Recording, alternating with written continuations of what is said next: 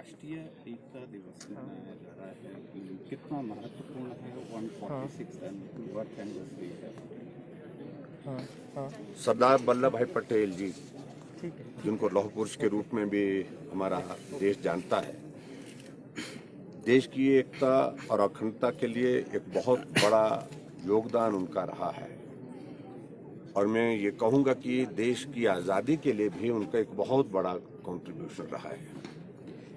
जब आज़ादी हासिल करने के पश्चात भारत को एक राष्ट्र के रूप में आगे बढ़ाने की जब बात चली तो 562 रियासतें छोटी बड़ी जो भारत में थी उनको इकट्ठा करके उनका विलय करके भारत का निर्माण हो और उन रियासतों को मिला करके जो एक राष्ट्र का निर्माण करने के लिए ये दायित्व उस वक्त के प्रधानमंत्री पंडित जवाहरलाल नेहरू जी ने सरदार वल्लभ भाई पटेल जी के जिम्मे सौंपा और उन्होंने बहुत महत्वपूर्ण भूमिका उसमें निभाई और एक एक रियासत को मिला करके भारत का हिस्सा बनाया। ऐसे में उनके इस योगदान को हम स्मरण करते हैं और आज उनको हम शत नमन करते हैं। और मुझे इस बात की प्रसन्नता है कि हमारे देश के यशस्वी प्रधानमंत्री नरेंद्र भाई मोदी जी ने इस बात को सुनिश्चित किया कि देश की आज़ादी के लिए जिस व्यक्ति का, जिस नेता का इतना बड़ा योगदान रहा, भारत के इतिहास में उनका वो स्थान, वो सम्मान नहीं। उस दृष्टि से गुजरात प्रदेश के मुख्यमंत्री रहते हुए एक शुरुआत की उनने और एक स्टैचू बनाने की एक पहल की गुजरात में, केवड़िया में, और वो स्टैचू ऐसी स्टैचू बने जो दुनिया की सबसे ऊंची 182 फीट की जो हाइट जो है, ऊंचाई उसकी सुनिश्चित की गई क्योंकि ये दुनिया की सबसे ऊंची स्टैचू बने और स्टैचू ऑफ यूनिटी इसका नाम दिया जाए। उस दृष्टि से एक प्रयास किया और मैं व्यक्तिगत रूप से जिस दिन ये शिलान्यास किया गया था उस दिन मैं व्यक्तिगत रूप से उस कार्यक्रम का चश्मदीद गवाह हूँ। मैं वहाँ था क्योंकि हिमाचल प्रदेश में भी जो पूरे इस कार्य के लिए जो कोऑर्डिनेटर बनाने की जो एक आवश्यकता थी उसके दृष्टि से मुझे वो दायित्व उस वक्त दिया था स्टैचू ऑफ यूनिटी के लिए। तो एक बहुत बड़ा एक योगदान सरदार वल्लभ भाई पटेल जी का रहा है। तो आज हमारे लिए प्रसन्नता की बात है जिसको राष्ट्रीय एकता दिवस के रूप में हम मनाते हैं। सर, पिछले कल जो है उपचुनाव को लेकर मतदान हुआ है, बर्थ एनिवर्सरी है, वहीं दूसरी तरफ पूर्व प्रधानमंत्री की डेथ एनिवर्सरी भी है, क्या संदेश? तो स्वाभाविक रूप से इंदिरा गांधी जी भी इस देश की प्रधानमंत्री रही और बहुत बड़ा उनका योगदान भी रहा उस दृष्टि से बतौर प्रधानमंत्री। और अभी तक के इतिहास में भारत की पहली प्रधानमंत्री महिला के नाते वो रही हैं और उनके इस योगदान को भी आज हम स्मरण करते हैं। देश के लिए उनने अपना बलिदान दिया और उस बलिदान को भी हम स्मरण करते हैं और स्वाभाविक रूप से बतौर प्रधानमंत्री देश को आगे बढ़ाने में भी उनका एक बहुत बड़ा कंट्रीब्यूशन रहा है, बहुत बड़ा योगदान रहा है। सर, पिछले कल उपचुनाव को लेकर जो है प्रदेश में मतदान हुआ। मंडी संसदीय क्षेत्र की बात करें तो आपके विधानसभा क्षेत्र को छोड़कर बाकी सभी विधानसभा क्षेत्रों में जो है मतदान कम हुआ है। कहाँ कमी देखते हैं? क्या कोविड इसकी वजह है या फिर प्रशासन जो है वो जागरूक नहीं कर पाया लोगों को जिस तरह से हर बार होता है? देखिए, एक बात मानना पड़ेगा, उपचुनाव में आमतौर पर मतदान कम होता है। 2013 में मतदान हुआ था उपचुनाव का मंडी लोकसभा का, उस वक्त 51% पोलिंग हुई थी। अब की बार 58% पोलिंग हुई है, कंपैरेटिवली बेहतर हुई है। हाँ, हमें उम्मीद थी कि ये जो पोलिंग है ये अच्छी रहेगी, ज़्यादा रहेगी, हम प्रयास कर रहे थे, लेकिन उसके बावजूद भी कुछ जगह अच्छी पोलिंग हुई है, कुछ जगह कम पोलिंग हुई है। और स्वाभाविक रूप से जो बाई इलेक्शन होते हैं उसमें जनरली जो है वो पोलिंग कम होती है। जनरल इलेक्शन और बाई इलेक्शन का पोलिंग के मामलों को लेकर के कंपैरिजन नहीं किया जा सकता है और हम संतुष्ट है। 58% पोलिंग हुई है और ठीक रहेगा। सर, क्या परिणाम की उम्मीद है? क्या आप मानते हैं जो महंगाई का अंडर करंट है वो भाजपा को नुकसान करेगा इन चुनाव में?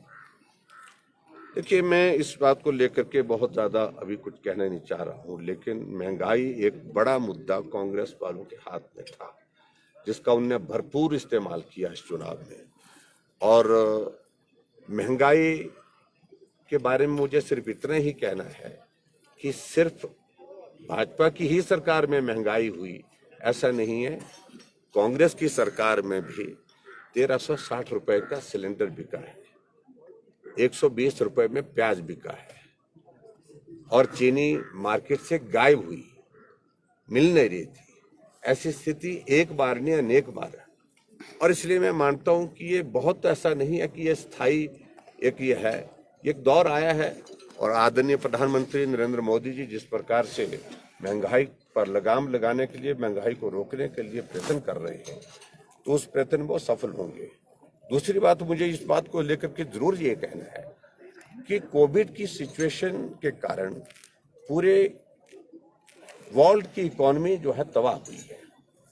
इसका इम्पैक्ट पूरे ग्लोबल इकोनॉमी पर पड़ा है। और ये भारत की बात नहीं, हिमाचल की बात नहीं, दुनिया की बात कह रहा हूं मैं। लेकिन मैं एक बात जरूर कहना चाहूंगा, हमारे यहाँ तो महंगाई, कोविड एक बहुत बड़ा कारण था, जिसके कारण इकोनॉमी जो है वो बहुत ज्यादा बर्बाद हुई, पूरी दुनिया की, देश की, प्रदेश की। लेकिन कांग्रेस के जमाने में तो कोविड था नहीं, लेकिन उसके बावजूद भी महंगाई इससे भी ऊपर चले गई थी। उन बातों का कोई जवाब नहीं उनके पास। तो इसलिए महंगाई उनने मुद्दे के रूप में हमारे इस चुनाव में हमारे खिलाफ इस्तेमाल करने का प्रयत्न किया। लेकिन मुझे पूरा भरोसा है, पूरा विश्वास है कि हिमाचल प्रदेश की जनता बहुत जागरूक है। उस दृष्टि से इनका कोई बहुत विशेष असर नहीं पड़ा। सर, इसके अतिरिक्त कोविड में के अगर भाजपा एक भी सीट हार जाती है तो आपका नेक्स्ट प्लान क्या रहेगा?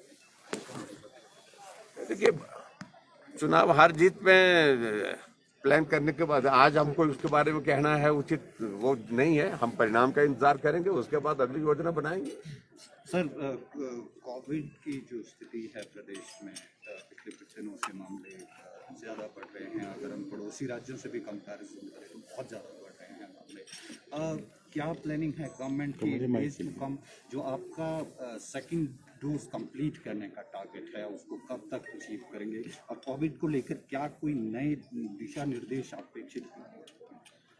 हम बहुत जल्दी 1-2 दिन के अंदर सारी सिचुएशन को रिव्यू करेंगे।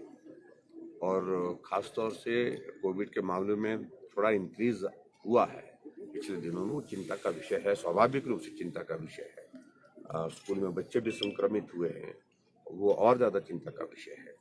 ऐसी परिस्थिति में मैं सिर्फ इतने कहूँगा कि आने वाले समय में हम कुछ दिन, 2-4 दिन देखेंगे। उसके बाद दिवाली के बाद हम निश्चित रूप से इस पर विचार करेंगे क्या उसमें आगामी हमको कार्रवाई करनी है। रिस्ट्रिक्शंस अगर लगाने की जरूरत रहेगी और ज़्यादा, तो उस पर भी विचार करेंगे। लेकिन मैं उम्मीद करता हूँ कि ये बीच में थोड़ी जो नंबर बढ़ा है, ये कुछ एक रीजन में, पर्टिकुलरली कांगड़ा डिस्ट्रिक्ट, उसमें ज़्यादा है। तो बहुत ज़्यादा नहीं मैं मानता हूँ कि भी अभी तक इस बात को लेकर के आगे करने की जरूरत है। जो हमने अभी तक जो कदम उठाए हैं वो पर्याप्त है। तो आने वाले समय में विचार करेंगे। वैक्सीनेशन का टारगेट सर? वैक्सीनेशन का टारगेट हमने नवंबर 30 तारीख सेकंड डोज के लिए तय किया है। हम कोशिश कर रहे हैं कि उस टारगेट को ही पूरा करें, उस तारीख तक पूरा करें। फेस्टिवल सीजन्स हैं, इसमें क्या मामले बढ़े हैं या आगे दिवाली तक एक्सपेक्टेड है ऐसी कोई? मैं इतना ही कह रहा हूँ, दिवाली तक हम बहुत ज़्यादा रिस्ट्रिक्शंस नहीं लगाएंगे। दिवाली के बाद विचार करेंगे। और दिवाली की मैं सभी प्रदेशवासियों को आज से ही शुभकामनाएं दे रहा हूँ। सर, जिस तरह से सरकार का भी चौथा साल है, स्वाभाविक सी बात होती है हर सरकारों में कि सरकार के खिलाफ एंटी इनकम्बेंसी फैक्टर थोड़ा बढ़ता है। इन चुनावों में सरकार ने मुख्य विषय जो है वो विकास रखा है। क्या आप इस बात को मानते हैं कि आम जन जो है उनके बीच में सरकार के खिलाफ या सरकार के से रुष्टता जो है, आप मानते हैं कि इस तरह का रहा होगा? देखिए, प्रदेश सरकार के अभी खिलाफ मैंने देखा इन चुनावों में कोई बड़ा मुद्दा उठाने की कोशिश नहीं की। प्रमुख रूप से जिस बात पर वो बात कहने की कोशिश कर रहे थे, महंगाई की बात कर रहे थे और दूसरी चीजों की, एज सच स्टेट गवर्नमेंट के अगेंस्ट एक भी बड़ा मुद्दा आज की तारीख में चुनाव में भी सामने नहीं आ पाया है। लेकिन इतना जरूर है कि 4 साल पूरे होने के बाद कुछ मुद्दों को लेकर के बात करने की गुंजाइश निकल आती है, वो बात करने की कोशिश वो कर रहे हैं। लेकिन मुझे पूरा भरोसा है कि हिमाचल प्रदेश की जनता जो है वो हमको हमेशा सहयोग देती रही है और मैं अभी भी इस उम्मीद में हूँ, पूरा भरोसा है मुझे कि निश्चित रूप से परिणाम अच्छे होंगे और अच्छे परिणाम के बाद फिर आगे बात करेंगे। Thank you.